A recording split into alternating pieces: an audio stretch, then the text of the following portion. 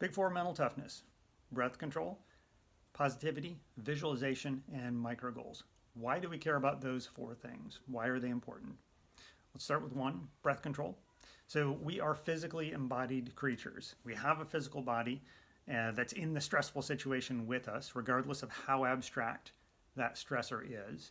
And we are built with a bunch of feedback loops in that physical body.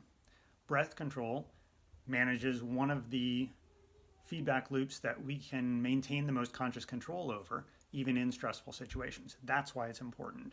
So breath control gives us the ability to change the state of our nervous system, change how we're approaching a stressor or a problem or a challenge, and gives us a handle on a more productive path.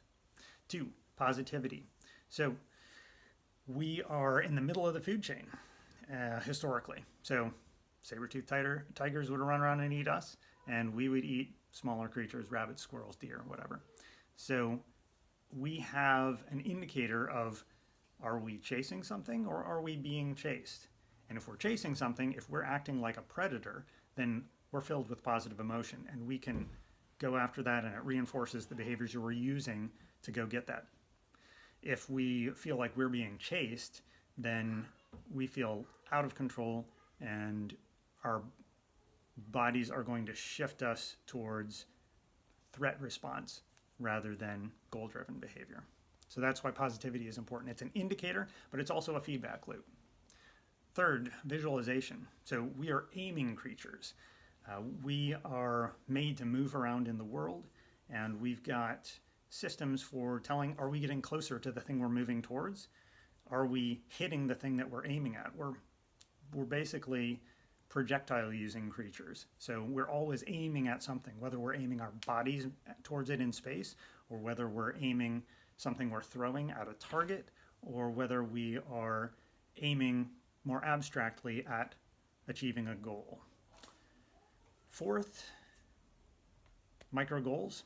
So as we're moving towards that big, hairy, audacious goal, we get little hits of dopamine as we see ourselves making progress towards that.